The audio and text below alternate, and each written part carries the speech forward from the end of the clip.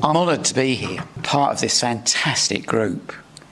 I hadn't realised how much this all meant. I've been paddling my own canoe for 12 years and felt quite separate from most conventional thinking, but here it just completely blows me away. I've really been working in my passion for the last 12 years and life has just been phenomenal. And I think I've been guided by something much bigger than me. And what I want to do is share some of the things that I've learned with you today, if I may. I was a selfish, money-motivated workaholic until I was bankrupt in 1993. Quickly followed by a messy divorce, separated from a young child, and had a nervous breakdown. I worked with psychiatrists and counsellors to see my life in a different perspective. Instead of blaming the world for everything that went wrong, I realised I was responsible for my own happiness.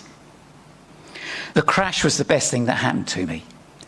I learned about the importance of love, family, relationships. I acknowledged that I hadn't been the best dad to my two older children. Whilst I had provided for them, I was never really there for them and never spent any quality time with them. Looking back now, I can see my life wasn't in balance. Like many people today, I was on a roller coaster, rushing from one problem to another, not ever stopping to look deeply inside myself. And I think that was fear. These awarenesses started me on a path of personal growth. I moved in with a mate who was very spiritual.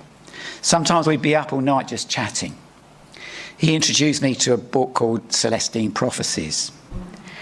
And that helped me to see my life and myself in a new light.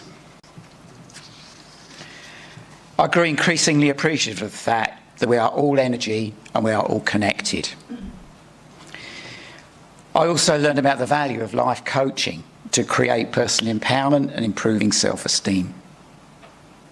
In 2002, I was relaxing in my favourite cafe in Maidstone, enjoying my cup of coffee, watching this little bundle of pure joy, love and energy on the next table, with Mum instinctively knowing exactly what that little person needed. This beautiful picture was smashed by her angry teenager, shouting, swearing and arguing, and she was giving it back with equal ferocity. And I thought, what on earth went wrong? Before children go to school, the majority are fun, creative, imaginative, and laughing all the time. And then they're pressured by multiple forces. School, puberty, exams, relationships. To sacrifice their uniqueness to conform to the expectations of others. In that moment in the cafe, the big question for me became, how can we better equip that beautiful bundle of pure energy to cope in this ever-changing, challenging world? And how can parents better communicate with frustrated teenagers to diffuse volatile exchanges? We expect parents and schools to prepare children for life. But the fact is, parents are doing the best they can with what they know. They can't do any different. And schools are often hamstrung by the academic curriculum. Children get the message they're not good enough, they're not capable enough, they're not smart enough, they're not anything enough. During my years in business, I'd learnt about a concept called USP, unique selling point.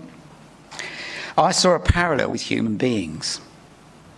Every person has something unique, something that distinguishes them from everybody else. Something positive, something wonderful. And an awareness of this is the basis of self-esteem. In contemplating how to better prepare children for life and success, it's critical that someone affirm this fact. So I created a program that combined the USP concept with self-esteem.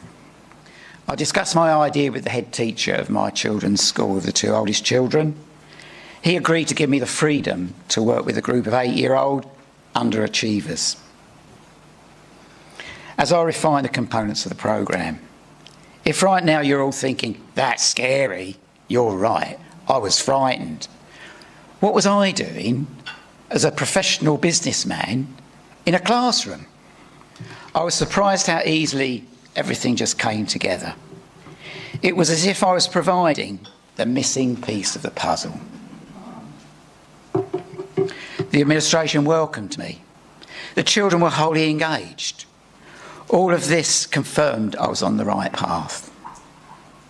Statistics proves me correct. My programme resulted in a minimum of 15% improvement in test scores over and above the year group as a whole. This process resulted in my first life coaching programme, and it was for children, called Go for Goals. In 2003, whilst I was coaching some teenagers, it became apparent that any child that was suffering had a parent that was also suffering. So I turned my attention to the parents. I took a parent coach training course in the US, then came back and became a parenting tutor for 6 years in the local adult education centre. And during that time, I created a personal development programme for parents called the Parent Champion. This programme has now been independently evaluated over 2 years by Canterbury Christchurch University, with parents from dysfunctional families in deprived areas with the following outcomes. 67% identified a significant increase in self-worth and confidence. 36% progressed into education, employment or training. 21% came from social services, and they stepped down their intervention from child protection orders with massive savings and social impact. Everyone reported significant changes by trusting their instincts, gut feeling or intuition. A year after the training, 80% of these parents had sustained the change in their life and integrate it into what they were doing in their relationships with their children and families. I recently began teaching the same programme in schools for teachers, students and parents, working together to change the culture of the learning environment. We call this exciting programme the ethos of empowerment.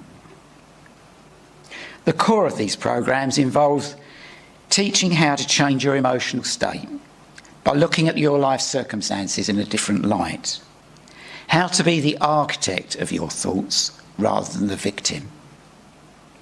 Parents notice that their children are far more sensitive than themselves. Some parents have noticed their children know what they're thinking. Children labelled ASD, ADHD, dyslexic are significantly more sensitive. For example, one mother of a 7-year-old diagnosed with ADHD had been sending loving energy to her son whilst he's at school. Her son's teacher pulled her to one side when she went to collect him and said what a fantastic day he had. She explained that at one point, when his usual group of friends became disruptive, he took himself away from them and played with another group of children. Mum proudly explained that he even makes eye contact with new people he meets. Another mum had a 4-year-old son who was diagnosed with global development delay. He couldn't communicate or interact with anyone. After the course, and simply by increasing her awareness of her son's emotional state, she reported she can now communicate with him non-verbally. This not only transformed their communication, but has huge impact on the whole family unit. When you feel good about yourself, everything feels easier. Your children are happier and more content. And when you're angry or stressed, the opposite is true. When your emotions are up in the air or you're focusing on your problems, you're very unlikely to have a positive connection.